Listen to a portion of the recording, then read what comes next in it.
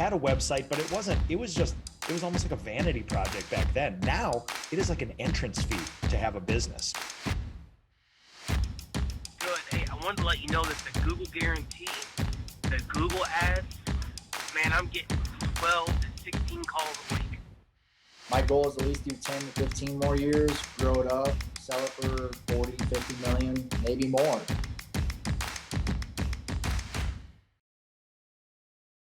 Today is March 24th, 2023, and our guest is Tanner Mullen. Tanner is the founder of DripJobs, one of the leading software platforms for home service pros, but that's not all. He also owns a residential painting business called Premium Painting, is the originator of the Painting Contractors Facebook group with more than 160,000 members, is the host of one of the most popular podcasts in the space, Contractor Secrets, and above all, is an outstanding father. Tanner, we're over the moon to have you here on Titan Talks. Thanks so much for coming on and welcome to the show. Dude, I feel like I'm about to enter into a stadium, man. That was awesome, John. Thank you, man. To start things off, Tanner, would love to hear, how'd you get started as a painter? Give us an origin story. Let's go all the way back. Wow. Well, I was in high school, 9th grade, summer, wanted to get an Xbox. My dad painted. He worked for a painting company, and on the weekend he would do side jobs. And it's 6 o'clock in the morning where most kids were sleeping in, getting ready to watch their favorite Saturday morning TV shows. My dad would turn on the light and say, "Get up, we're going to work." We'd stop at McDonald's on the way, and I don't do that anymore. Wouldn't keep me going as fast as I go now, but we'd stop at McDonald's on the way, and he'd take me to a retirement community where he, built a name for himself, word of mouth. Did no advertising. It was me and him, and he'd pick up a guy that was on his work crew that he knew. And I would be responsible for the prepping. I'd do all the taping, and rolling, and really just learn the trade that way. And then from there, obviously, I would work in the summers. I just remember he'd give me $60 for the day. I'd stash it away and bought myself an Xbox. And after that, I was like, all right, well, I don't really want to go to work anymore. I got an Xbox now. But from there, I always remembered, what the feeling was in the industry. And my mother always told me, she's like, you need to start a trade. You need to get into the trade. You always have work, and I'm like, no, Mom, I want to be a sports agent, or I want to, do all the cool things. And, she passed away, but man, she would be so proud now, because it's like, I really took her advice, it was pretty cool. But anyway, so, I go into college, I get started, on my career path. I was never like just a college kid. I always had to work my way through. My dad, obviously, you can imagine, around that time, I graduated 2011. So the time period I'm telling you was around 2006, right before it like crashed. Right. So, once that happened, he wasn't really able to sustain himself. He had no advertising, no marketing, nothing. It was just my mother printing some business cards for him on Vistaprint. And, that was it. So he was heavily reliant. And as I help contractors now, I really see how dangerous that was. So, one of those things was, for me, as I, go into the, as I, go into college and all this, he's still trying to make his way through. And, I get into, management in the restaurant. I worked my way up from a server. I was making good money, making tips. And I'm thinking, man, you know what? My career path is going to be owning a restaurant. That's it. I want to own a restaurant. So one thing about me is if I have a vision for what I want to do, nothing stops me. I just have this belief in me that if anything, I touch anything, I could do it. It's who I am, it's one of those things. It just I don't stop. So I get into the restaurant and I work my way up. At 19 years old, I'm already the assistant manager of the restaurant. At 20 years old, I got an opportunity. I'm a general manager of a restaurant. At 20, I can't even drink. And I'm managing people, telling them not to drink, so it was really interesting dynamic. But what it was is the work ethic that I've built up into that time was really strong. There would be nights I'm not getting out until 3 o'clock in the morning. And I'm thinking, man, if I have a family one day, like this is not where I want to be. Like, there's just no way. Like, there was just nights where I'm just like dealing with drunk people and chaos. I mean, I'm in a college town. Okay. So, a friend of mine got a job selling cars, and I'm like, you know what? That sounds good. It's 9 to 5. It's commission, it's sales. I want to learn sales. So got a job selling cars at Toyota. That was eye-opening for me. I learned the art of the close. I learned how to pursue leads. I learned how to create something out of nothing. What I didn't realize at the time was I'm becoming numb to objection. And I'm learning that I have to create my opportunities, create my opportunities, create my opportunities. So I had a good 10-month stint selling cars. I averaged 17 cars a month. Some months I had 20, 25. Some months I had 9. It was volatile. And I'm thinking, man, I get no salary. This is just straight commission. So for me, I'm working this car sales job. I have to quit. I have no money, nothing. I mean, it was one of those things where, like, you know, I sold 2 cars the month that I quit. And that was why I quit. It was January after Christmas time. And everyone was telling me, stick it out, the opportunity. And I'm thinking, the opportunity's not coming. People are not walking up to this dealership, and I can't waste any more time. I'm becoming dumber. I'm sitting here just honestly, and they don't even let you read. I mean, I used to read books at the front, and they told me to get off my phone. I'm like, I'm reading books, trying to get better. And like, no, I don't want you on your phone. So I get into life insurance sales. I was on my own. There was no physical structure to go to. There was nobody telling me to be at work on time. There was nobody telling me, Tanner, make sure you do X, Y, Z in order to prepare yourself for the week. I was on my own, and a part of me developed this discipline that I think many business owners miss. And it's this discipline of, you're your own boss. You need to hold yourself accountable. You need to treat this as if somebody's behind you checking in. I was already numb to phone rejection, but I got really good at setting appointments on the phone. I mastered this system, and I actually found my way to the top of the company. I was like number 10 for the month as a rookie. And I'm doing this, and I'm like, wow, it's awesome. And then the next month after, it was like, again, feast or famine. So anyway, we're getting to the point where I'm like, man, I need stability. So I get a job as a loan officer at a bank, and it was a low level loan officer. I did a lot of account management.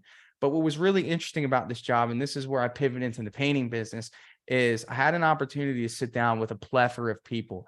But people that I sat down with were everyday people like you and me, coming in and opening up business accounts. So a gentleman came in one day, and he had this pamphlet in his hands, and he handed it to me, and he said, here, this is for you. It's so weird. And on the back, it said this really impactful quote about letting go and knowing who is in charge of your life, obviously referring to God. And it was one of those moments where after I got that, I walked right into the manager's office. I said, hey, today I'm putting in my 2 weeks. I had no jobs, no plan. So I get into the painting business. I found a few jobs from putting out some posts on Facebook to some friends. Hey, started a painting business. Do you or your parents need any painting done? And one of my old football coaches, actually back at my high school, needed painting done because I moved back home. And I knew nothing, guys. I just relied heavily on my father to handle the production side, and I was going to do the sales and the marketing. His substance abuse was way worse than I thought it was. Not living with him, I didn't really know. Then I got really involved, and I learned that he has a major problem. So I kind of took the reins. I took the Painting Business Pro course, actually. Eric Barstow put out a course, and I consumed a lot of his information. One thing that stood out to me, the guy who teaches this now, because I believe it so much, is that his idea behind owning a painting business was he doesn't do any painting. And that was foreign to my family, because the only idea of a painting business that I ever had was my father was doing the painting. And even the guy that I was speaking to at the bank, he was doing the painting. So for me, that was interesting. I'm like, well, wait a minute. How are you going to run a painting business and not do any painting? So I began the process of talking to friends and using my local network to see if they knew anyone that painted. And one of my friends did. Said, hey, I've been painting on the side with a friend of mine. Do you want his information? Said, sure. So this was my first painter. And I started to notice some things. They just didn't have the standards, the quality, the things that I know are important. Although I'm new to the painting business, I'm not new to people, and I'm not new to sales. And I understand that high standard, good reviews, all of that's important. So from there, I'm thinking, well, this isn't going to work. This guy's like smoking not cigarettes on my job in his truck. Okay. I'm like, we can't have that, right? We're not doing this. This is going to be a superior service, or we're not going to survive. So I let that guy go, but I liked his helper. His helper was a good kid. He had 2 kids. He wanted to work hard. He didn't know painting very well. Neither did I, but I would YouTube and figure it out. Okay. I'm like, well, I don't know how to turn on the sprayer, dude. Do you know how? And he's like, no. I'm like, all right, well, let me look up YouTube and see if my buddy Idaho did a video on it. Okay. So and how far into the business is this? This is a few first months 2 in? months, man. First 2 months, just figuring it out. So I'm like, all right, well, I guess I have to paint now because it's just me and you. Right? But part of me understood that like I wanted to really learn this. I just honestly wanted to learn the trade because I didn't want anyone in my business to have leverage over me. And I always use this analogy. If you owned a restaurant and you don't know how to cook, well, guess what? If your chef really owns the restaurant, if he's not in a good mood that day, or if he does something against the rules of the company, well, your patrons don't eat. So for me, I spent 6 months inside the business doing all the painting with my team. I started growing organically, again, tapping my network of friends. At one point I had 3 kids I went to school with working on my crew. No one was a professional painter, but we took our time, we went slow, and I was there supervising it. And I just kept learning and learning and learning and learning. I'm like, okay, we need to use tape. We need to caulk the tape. I'm serious. I mean, this was just, obviously this is the mindset. You don't need to have 30 years of experience. You just need to take your time and be willing to make mistakes. Then I fell in love with lead generation. I didn't have time to go knock doors. I think I knocked 10 doors and I'm like, this reminds me too much of life insurance. I don't want to do this again. Let me sign up for this program I heard about. And they were sending me leads. If somebody's interested, I'd pick up the phone right away, make the phone call. Hey, how's it going? This is Tanner, Premium Painting. Got your request. Just curious. Did you put in that request? Like, it was such a weird approach to it. And I didn't quite understand. Like, no, I'm not interested. And it was so confusing to me. I'm like, wait a minute. No, I just paid $80. You wanted a paint job, right? No, I didn't do that. I'm like, what?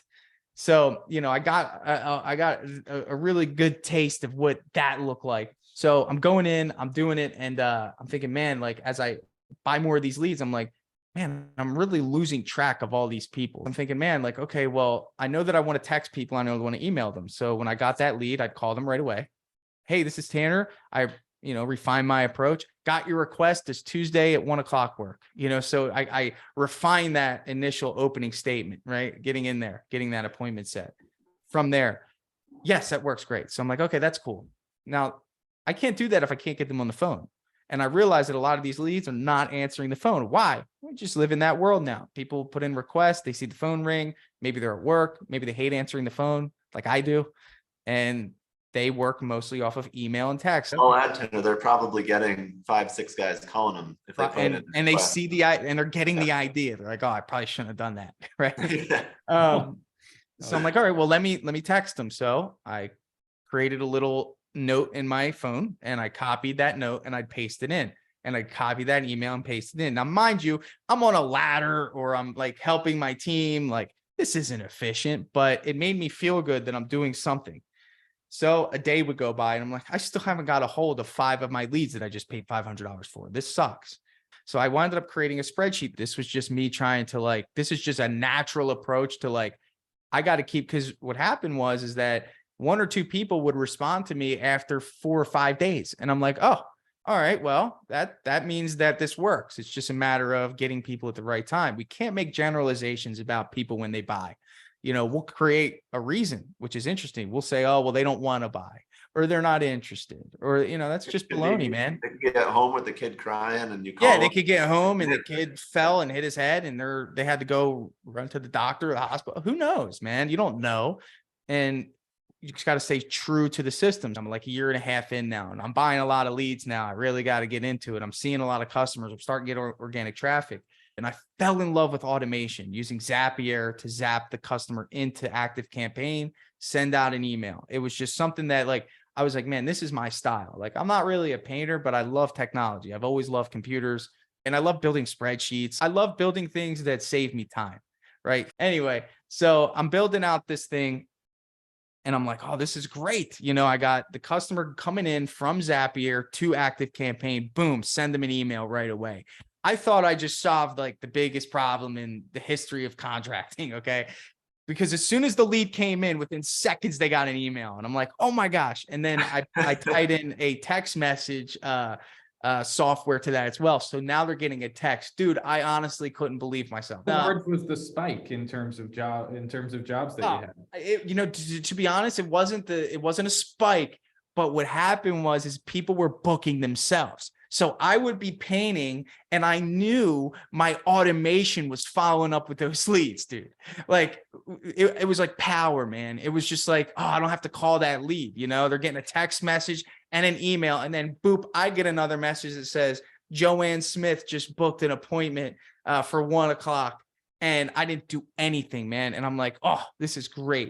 So I get on Instagram and I start making videos and start, you know, just like taking the people along with my estimates, dude. I'm like recording myself doing estimates inconspicuously, like presenting prices and running around the house measuring. I'm creating kind of like the mindset of like a sales driven painting business, right? A marketing driven painting business, which is necessary. I mean, you need these two components in order to survive. And I'm talking to an audience of people that believe the same thing I did, that they need to paint, or that marketing comes natural, or there's just so many customers that, you know, or it's something to wear proudly on your head that you don't market. Like, oh, you don't market. Cool.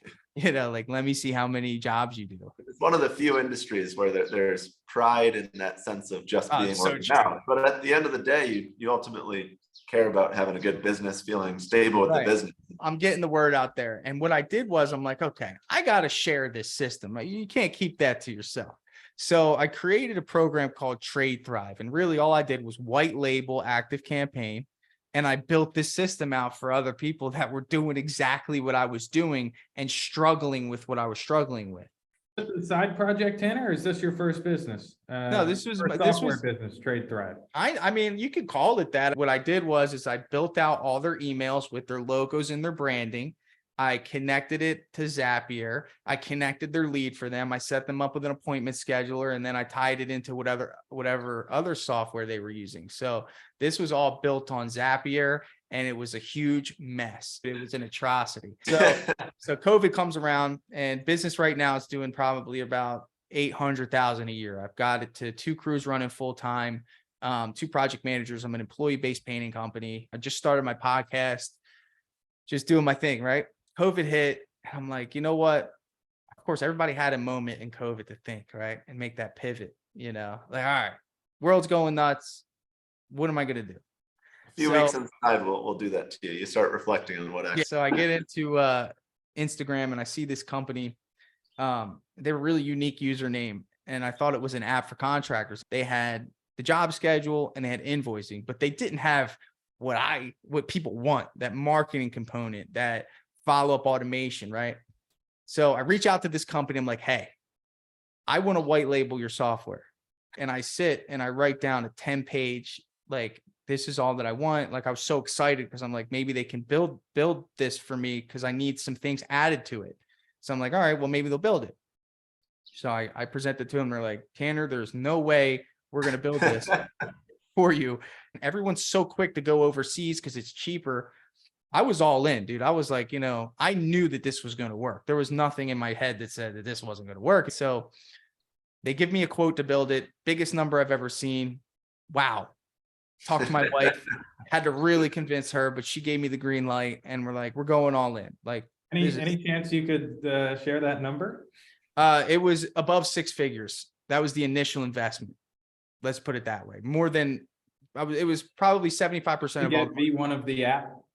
What's that? V1. That was V1. Just to get V1 of the app. Yeah. That was the quote for V1. That was a full app. That was the mobile phone. And then I'm like, all right, we need to go overseas. No, I'm kidding. But again, you know, what I liked about this company was they were US based. So I go in, I say, let's do it. And we begin a 10-month journey of crafting this software, DripJobs. But of course they would send me something and it wouldn't be right. And then they would charge me to fix it. This was getting out of hand, right? I mean, so we got to near the end of the 10 months. The app was okay. It was probably a 3 out of 10. A lot of things were broken. A lot of things didn't work right. I'm thinking to myself, this is not sustainable. I've always been good at pivoting. I know, like, I'll take another risk. I don't know code. I don't know how to get code. I don't even know what it looks like. But I knew that if I wanted to succeed in this, I needed a CTO. Like, I needed somebody that would wear my logo and know that and do what's in the best interest of my company, not just take orders. You're Just close. jacking up the bill, man. I'm like, my wife's like, another 20 grand. I'm like, yeah, I don't even know what they did. It was like that. I mean, I'll be honest with you. So anyway, so we got to that point. Long story short, finally got a CTO, met him on Reddit.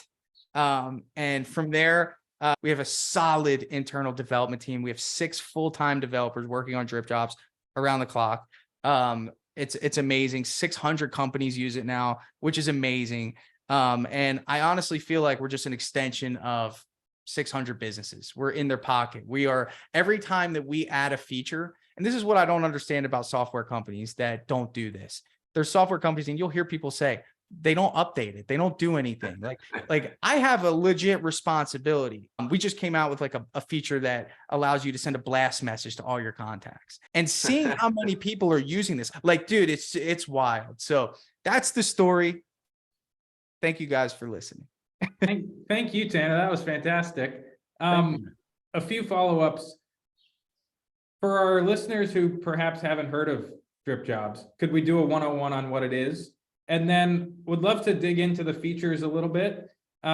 What's your top feature, and then most requested feature from customers? What do they need? Most requested, man. So let's start with what it is. DripJobs is an all-in-one platform. First thing is, it has the marketing and automation component, right? Whenever you get a lead, it of course will do that follow-up for you automatically, text and email. But it's not just for people that buy leads. It's for anyone that owns a business. It does, of course, like, it has an intake form for someone that wants an appointment with you, and it organizes them, and it's going to have your job schedule. It's going to have your proposal builder. It's going to have your invoicing. It's going to have organization. It's going to be a CRM. Whenever you do a demo with us, we're going to start with this. And we give you a scenario of you driving in the car or at an estimate, and somebody calls you. 90% of our business owners that we work with answer the phone for the business. Okay. 90%. That's what I come up with from my generalization. I think it's pretty true. 90%. Nick, you're a phone guy, so you know that chances are I'm pretty accurate on that, right? Yeah, that sounds about right. So what happens is they're driving, or they're busy, or they're painting, and somebody, a good lead, I'm talking about someone that you generated for them, right? Somebody that's like a solid lead that found their website. And we're not talking about a paid lead here. We're talking about a good lead. You did the hard work, Nick. You get them to call the contractor, and that guy is busy, and he answers the phone like this with his shoulder. He's like, thank you for calling, whatever, okay. And customer tells him, hey, yeah, I want a painting estimate. And he goes, hey, could you text me your information? So what you did was you created a really powerful online presence. You did a great job. The customer is 10 out of 10 trusting, 10 out of 10 excited, so on and so forth. Chances are I'm going to hire him. He's my favorite because I love his presence. People are making decisions off of this stuff, right? Yep. And then you answer the phone like you're working in your garage, and then you have the customer text you their information, and you don't even tell them all the information they need to text you. So when you get home at night, you say, hey, can you send me your email, right? Or you say, hey, can you send the rest of your address? And the customer loses that trust. Tanner, you probably learned in all the years in sales, when you create friction, when you make that customer have to do something, the odds of them dropping off and losing interest is really high. Well, when you create friction, you create uncertainty. That's it. It's not that friction's a bad thing, but that's a little notch and a notch and a notch and a notch. And then now you don't become incomparable. You just become average. And then now at that point, they're looking at just your price. Okay. Because you didn't create anything special. So my scenario is, you have DripJobs, that customer calls you, and instead of answering your phone and saying, hey, can you text me? We have a little button on the app that says, send them your booking link. So just say, hey, 1 second, I'm going to send you a link. If you could just fill out that form, we'll get back to you and schedule your appointment, because people are trying to schedule the appointment on the go. We want confirmations as consumers when we buy something on Amazon, or if we reserve a table at a restaurant online. Hey, did they get it? Right? Why wouldn't our customers want the same thing? And they're spending way more money, right? And they've gotten even more used to it ever since everyone has moved online for buying toilet paper, you name it. They want that confirmation. We expect it. And it's not it's not a matter of a confirmation is a luxury anymore. It's almost an expectation. And without it, we have, again, uncertainty. And Tanner, I think, looking at all of that, some people might say, well, all this industry is built on trust. It's built on person-to-person connection. But what you're actually doing is you're creating a stronger person-to-person connection because you're freeing up more time to be able to build that trust. And so I guess, what do you say when painters and contractors say, well, I got to talk to them on the phone. I have to build that person-to-person relationship versus, well, hey, if you have more time, you can do a better job doing that. Agreed. That's a great question, a great analysis of what I just said. I mean, in other words, when someone answers that phone, usually the cortisol kicks in of, hey, I got to get their information. I got to book an appointment. It's not an exciting experience because you don't have a system. But for me, I'm always excited. Hey, how you doing? Oh, great. What do you want done? And I could be in the car, I could be driving, I could be doing whatever, knowing that I don't have to worry about the work part of that interaction. Okay, great. So that sounds awesome. You're going to love us. Hey, do you mind if I just send you a link? Cool. Here you go. It's a better experience. And it's because I have a system in place. And that's really like anything in business. I think the stress comes from not having something you can rely on, And if they do that, they're not going to go to the next contractor online and call them. They're going to say, Well, I feel secure. I would like to believe that naturally, but that's okay because what we're doing is we're creating a really big comparison gap, right? Fine. I'd actually kind of like when people get other quotes, in a sense, because it's like, we want to be so far away from that you're just like, it's a no brainer. Like, oh, wow, they gave me a confirmation. Oh, we got an email follow. Oh, Tanner sent me a follow up the day after telling me how he got started in the painting business. I want to invest in that company. If you were presented two companies as an investor and they just showed you their products, but one of them had the opportunity to tell you a story about their product, naturally, you want your money to be tied to a story rather than just a product, because that means that that story holds weight. The product just might be a means to an end. So if those of you going out there for painting estimates are just going there presenting your product and there's no story tied to your product, look into that because you might be losing business. Generally speaking, good investors want a good story. They want to know the intangibles behind the product. Yeah. And as a homeowner, you are an investor in your own investor in who you're and people choosing to work with. Where's your money going? Tanner, as we're here in 2023, AI is going crazy. Businesses are online like never before. It's rare that we talk to a painter or landscaper that's doing really, really well, that isn't on Google and Facebook and everywhere. Where do you see the trades in 5 years and in 10? How does DripJobs play into that? Talk about the future of this industry. Well, everyone's going to need a software. I mean, unless you just, they have to evolve. We still do demos for people that are using nothing. So you're going to need that. And I think people will get more and more comfortable with it.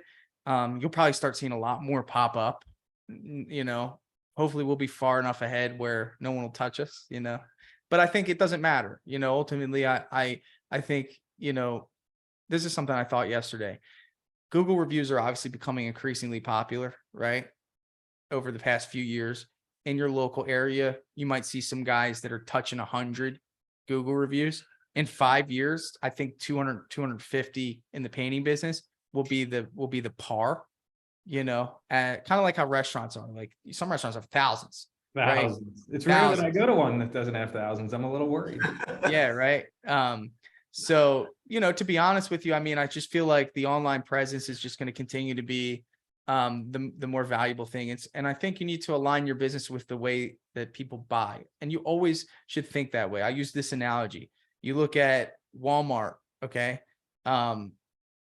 They bought jet.com. I think it was jet.com, the shipping company. There was a point in time in Walmart where they were like, we are never doing delivery. That sounds stupid. Okay. They had to have, like, even us would probably say, like, who the heck would order their groceries? I said that. And I'm pretty keen on like technology. And I'm like, that's stupid. Let me tell you, do you know how many times I ordered my groceries during COVID? Like, it was awesome. So, and Walmart had to make an adjustment because the way a good company works is they see how people are reacting to innovation. right? And when they see that there's a trend, of course, good companies want to jump on that trend. So for painting businesses, you got to understand that like online marketing, people react well to it, whether you like it or not. People react well to a good website. They react well to a good online presence. It actually makes a difference. People react well to reviews. You're probably already feeling that. You probably already feel a pull on a job where you would normally walk out and say words that you shouldn't say because you're afraid that they might go online and tell about your experience. You're already tasting this. So to be honest with you, I mean, where I see the trades in 5 years, I just see there's going to be a really big gap between those that don't jump on board with technology and those that do more now than ever. Because again, you won't even be seen. Again, knocking on doors doesn't exist as much as it did before. Word of mouth is good, but it's not phenomenal.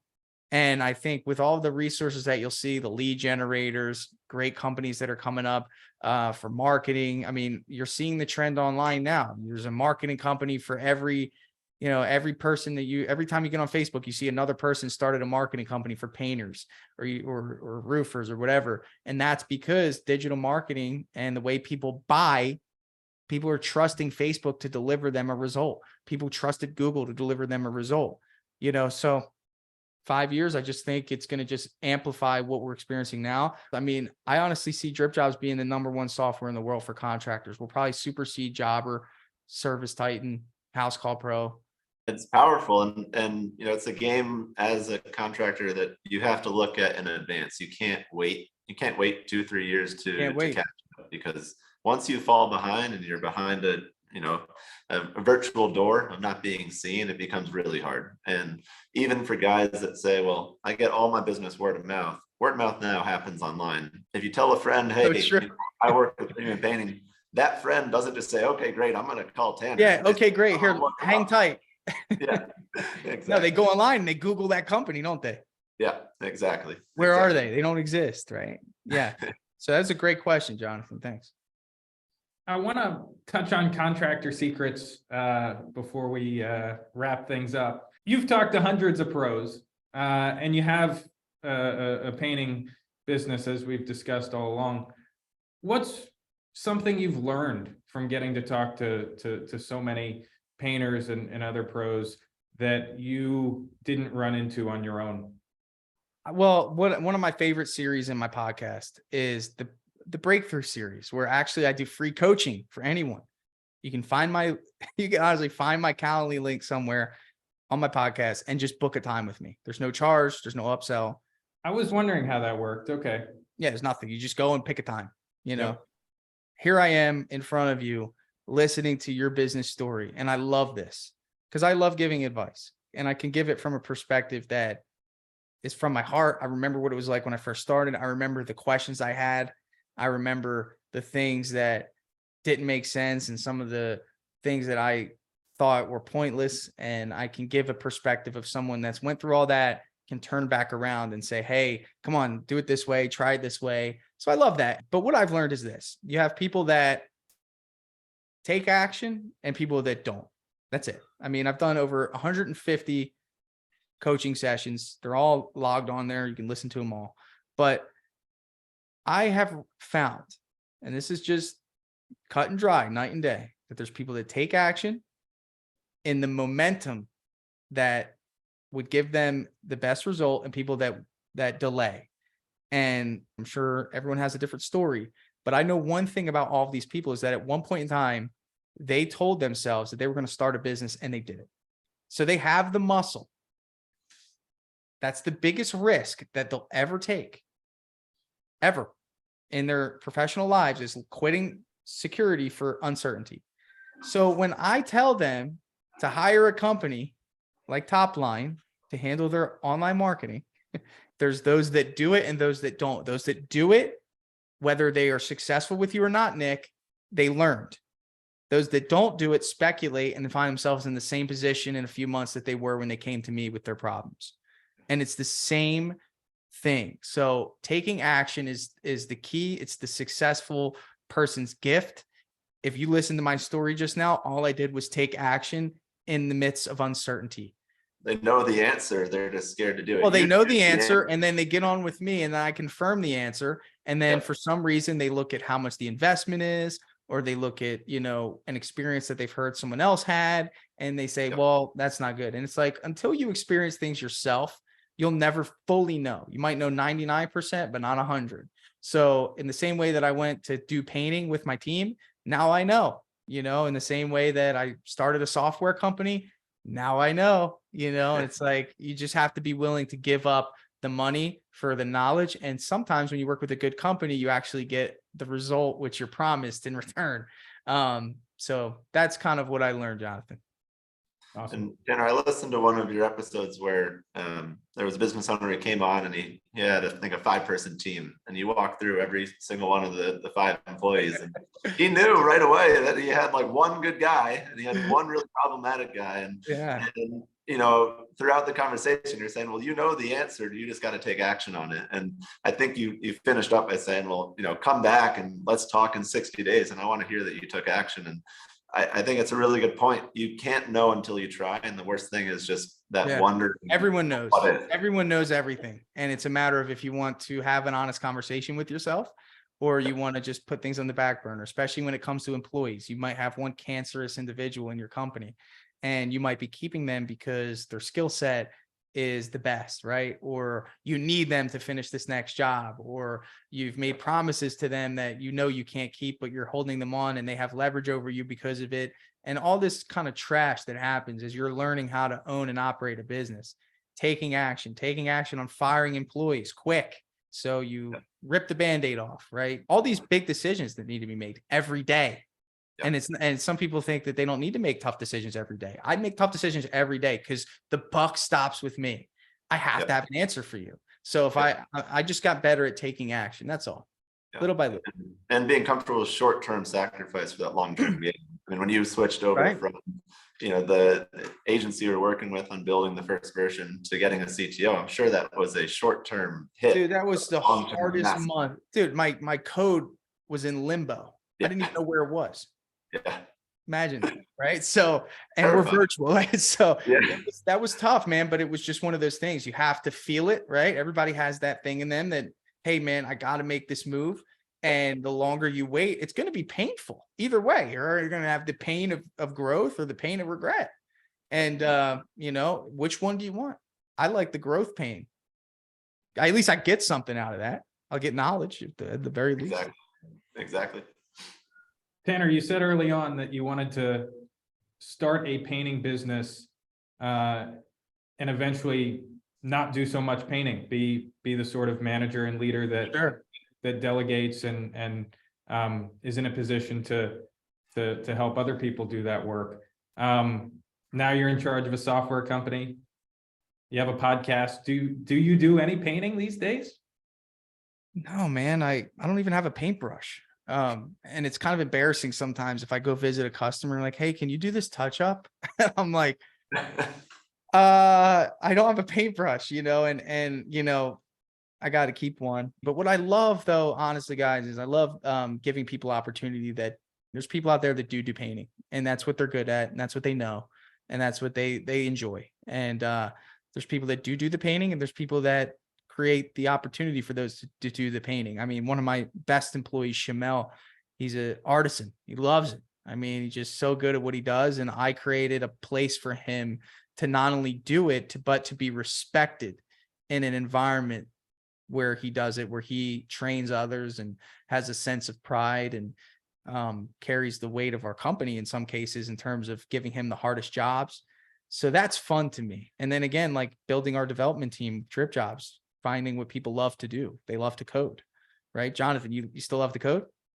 Oh, every day. I love it more. I love it. See? So, building things. There's people that like to build, and you're building something in a certain capacity. I like to build a business. I love to build a product and deliver it to the market. I mean, I love that. So it's about playing to your strengths. I do coach people, guys, that love to paint, and they're having to struggle with parting with that because they know that they need to run a business. And I say, well, for now you can do that, but ultimately you're going to be a project manager and you can teach people what you know. And once you have a crew up and running, go paint your heart out. but have a system in place that, and feel what that feels like. And next thing you'll know is that you'll actually love the project management a little bit more, so there's a lot to that. For me, no painting.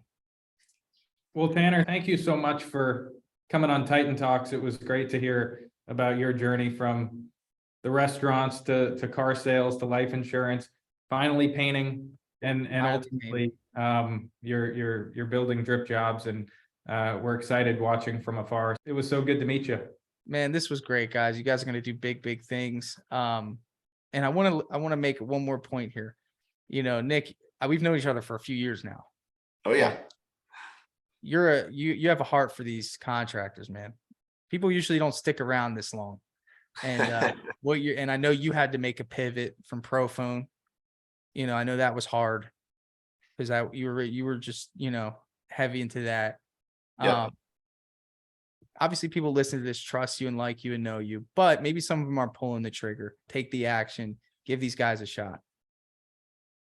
You combine the two, it's a powerful thing. So It is. The sentiment goes back your way as well for folks that are listening that work with us and feel like you're getting jobs coming in the door, but you need some help closing them. You get the jobs, we'll organize them. There we go. That's it. Awesome. Thank you guys. This was a Thanks, pleasure. Tanner.